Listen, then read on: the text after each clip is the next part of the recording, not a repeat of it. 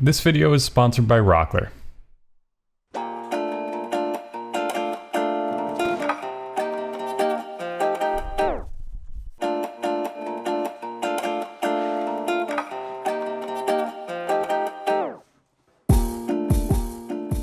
Hey everyone, welcome back to the workshop. Michael Alm here. So this week we are continuing the project of building this storage cabinet for my shop. So in the last video I built the tambour section, and in this video I'm going to make some matching sides. So I just took the tambour section and traced it out onto a sheet of plywood and cut it out with my track saw. With two side panels cut to width, I could then cut them to height on the crosscut sled on my table saw. I took those panels back over to the tambour section just to double check that curve and make sure I got it just right. Then I could go over to the bandsaw, cut it out to rough shape, and then head over to the sander and refine that shape.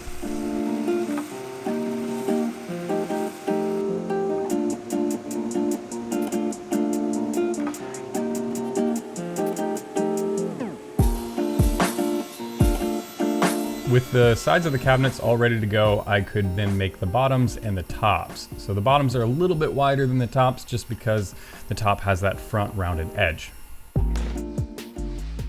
I decided to go with pocket hole joinery on most of the cabinet just because I want to be able to disassemble this if I need to move it or change anything, and it's just a really quick way to build shop furniture.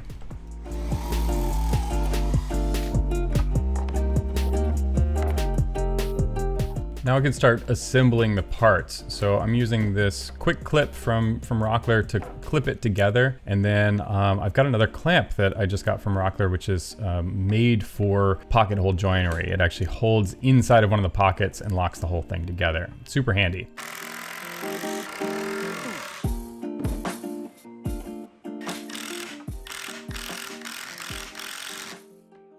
With the left side made, I could lay down the tambour to connect it, and when I laid it down, the whole thing opened up on me suddenly, which gave me a bit of a spook, but it was fine, just a little bit surprising.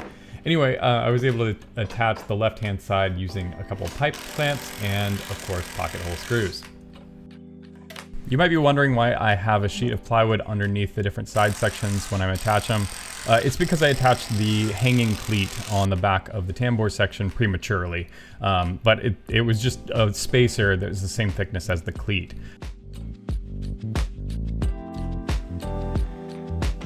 My plan for this whole piece is to make sure that it's modular so I can take it apart, hang it in individual parts, and then reassemble it. So in order to do that, I need some sections that sort of square up the cabinet and also support the hanging cleat. Each one's going to get their own individual cleat because they need to be separated. So that's what these sections are. They're just support sections that'll keep the cabinet square and also provide a space for me to attach that cleat.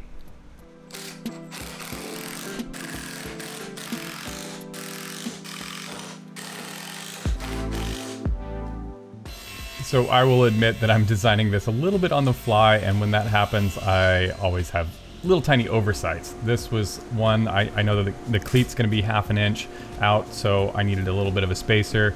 Used it as a chance to add just a little bit more of that ply outward. I think it ended up looking pretty good. One of those details most people probably won't notice. With my blade set at a 45-degree angle, I could then start cutting out the cleats.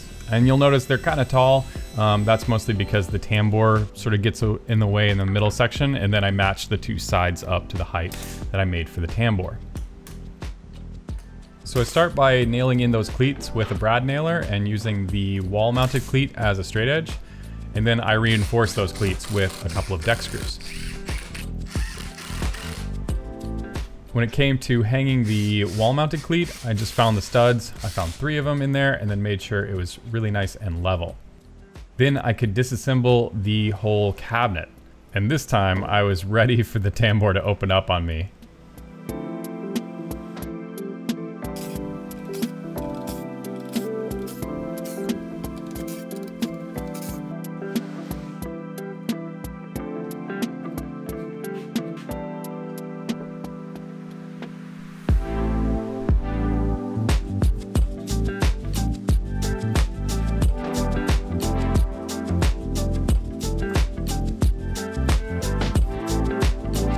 And that's when I ran into a little problem. All right, we hit a little bit of a snag there. Not too big of a deal. This flare right here in the dust collector, it makes it too tight for the cabinet to fit in. Not a big deal. All I have to do is cut a little relief notch in the back. Really happy that I didn't build this thing all in one piece. So I took some detailed measurements and just figured out exactly where that notch needed to be. And then I could disassemble the parts of the cabinet and cut it out with my track saw. I know that pocket holes get a lot of flack, but when it comes to things like this, it makes me really happy that I chose to do pocket holes, because then I can disassemble it, fix it, and then put it right back together again.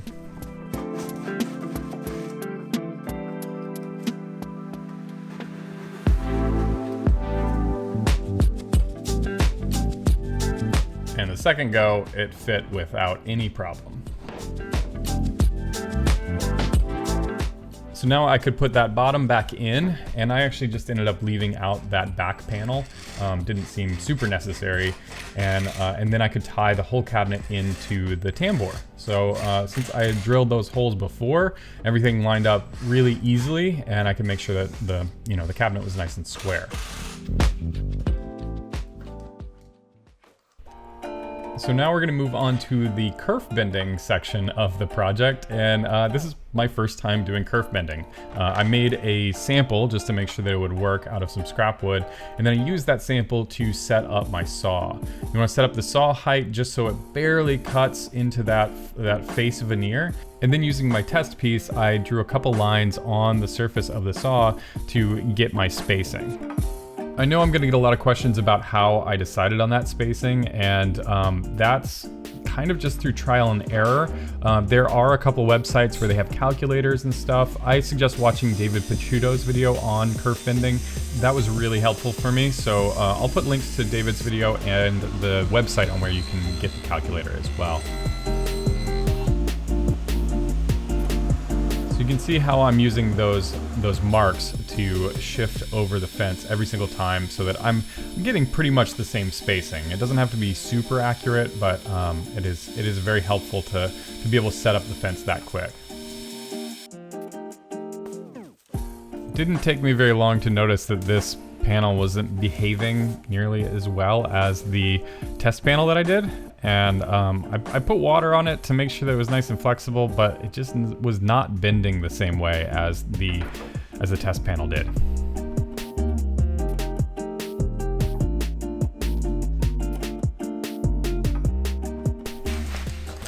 All right, so this is wanting to snap, which I think has to do with the fact that I oriented the grain this way. My test piece, the grain's oriented the other way, and it's holding up a lot better. So I think I'm gonna have to cut a new panel. So that's exactly what I did. I just recut a new panel going the opposite direction. Fortunately, I have 5x5 panels, which meant that I could orient it in either way. And then I could wet it again. I even cut this one a little bit deeper just to make sure that it would bend real nicely. And you can even see, like, picking it up, that it bends a lot more easily. I secured it in the back of the cabinet, and then I could bend it around the form. And look at that, that's so much better. I didn't want to glue this in because if I ever had to change anything or pull the cabinet apart, I didn't want to have to deal with that. So all I did was Brad nailed it down in the corners, so that way if I needed to remove it, I could just pry it back up.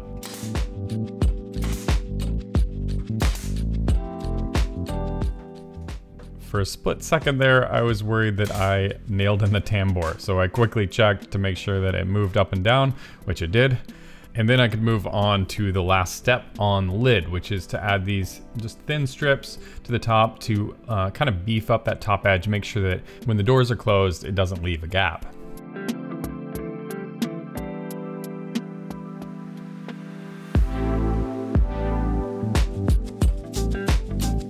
When I was coming up with a list of things that I wanted to put in this cabinet, number one on my list was my stereo. And in order to put that in, I needed a gap. I needed something without any covering, no doors or anything. So what I'm doing is I'm putting in a divider, just using pocket hole joinery once again. I took a couple pieces of scrap wood and cut them down to 10 inches so that I know that they're exactly the right height. then I could slide that divider into place.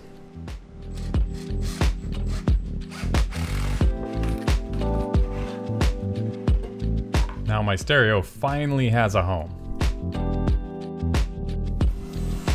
So I mentioned doors, and yes, the other two cubbies are getting doors. They're going to be getting paneled doors, and in order to do that, I cut out a bunch of strips for the rails and stiles.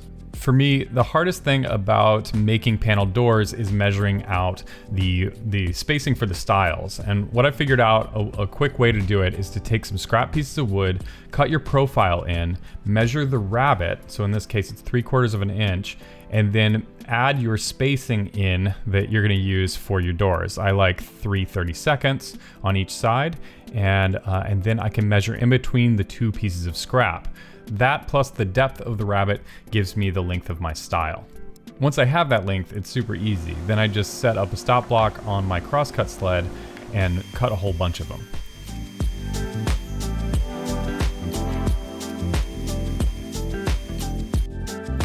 In order to make the profiles on the rails and stiles, I use this 2-piece shaker door bit set from Rockler. The first bit that gets used is the one with the bearing in the center of it. And you want to set this up so it's nice and flush with the bed of the router table. And then you want the fence to be exactly flush with that bearing in the middle. This bit is just used for cutting the ends of the stiles. And in order to do that, you want some sort of backing material as a way to prevent both chip out and also make it safe to push through the cut.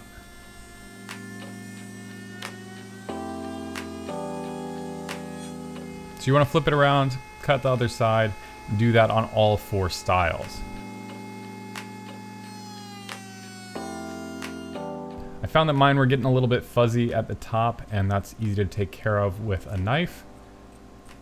And then you can swap out the bit for the other bit in the set, and this is going to cut the long lengths of all of the pieces, including the stiles. This one's even easier to set up. You just want it to be at the exact same height as the tongue that's sticking out, and then you can cut all the long lengths.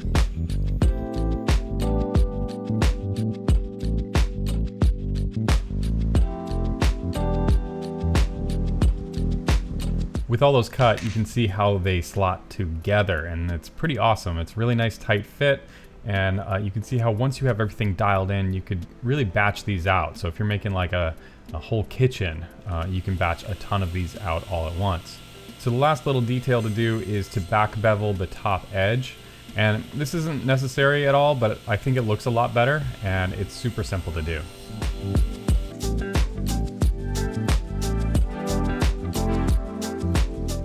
The other cool thing about that bit set is that it automatically leaves a space for a 1/4-inch panel. So all I'm doing is insetting a piece of 1/4-inch plywood. You don't even have to glue it into place, and then gluing the outside edges of the frames.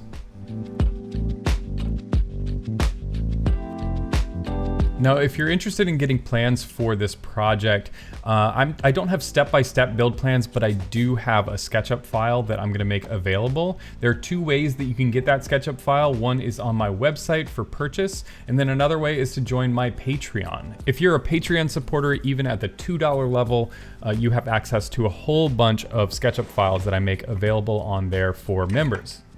Also, this month, I'm introducing a new sticker to the sticker packs, which I'm really excited about. I worked really hard on this one, and I think it's pretty cool. It's a drawing of Old Gold, my old Mercedes station wagon that's always parked out front. With the door panels all glued up and dry, I could drill out the holes for the hinges. I'm using European style hinges on this, and they require you to drill a 1 3/8 hole. All the instructions are on the package, and there's a really nice guide on Rockler's website on picking out the correct hinges. I think the most confusing thing about European hinges is that there's loads of different styles, so just make sure you pick out the correct ones for your project. I'm using inset frameless hinges on this project.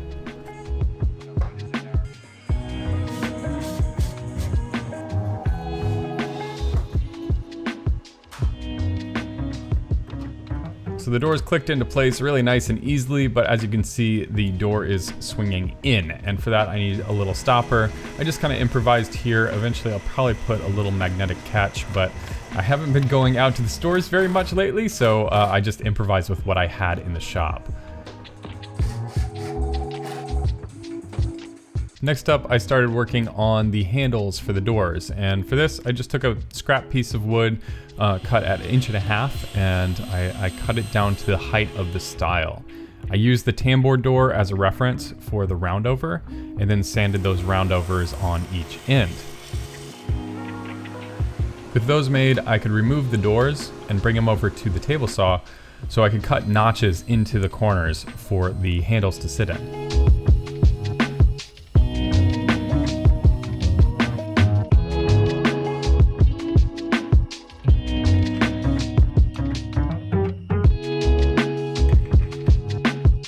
While I waited for the handles to dry, I drilled out the shelf pins using a Rockler shelf pin jig.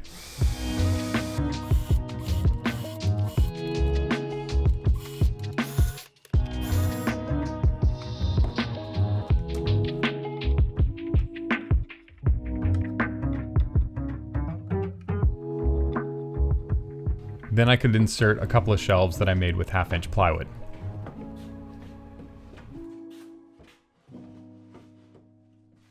To maximize the usable space inside of the drawers, I wanted to use these magnetic tool holders. I bought these super cheap, and they kind of showed when I went to remove this paper face that I thought was just a label. It didn't want to remove, it just was stuck on there. So I improvised a little bit. I decided to actually veneer these. So I'm just using some double-sided carpet tape on this. I figured this was an easy solution, and I've got a piece of ash veneer that looked close enough to the birch that I have inside. So I cut that to size and stuck it on with the double stick tape. I know this isn't necessarily the strongest thing, so what I decided to do was cover it with a little bit of lacquer. There's a good chance I'll have to replace this a few years down the road, but I figure it looks a lot better than a bunch of nasty paper on the surface of it. With the door handles all dry and the magnetic tool hangers ready to go, I could attach those and then pop the doors back into place. After that, the only thing left to do is to organize.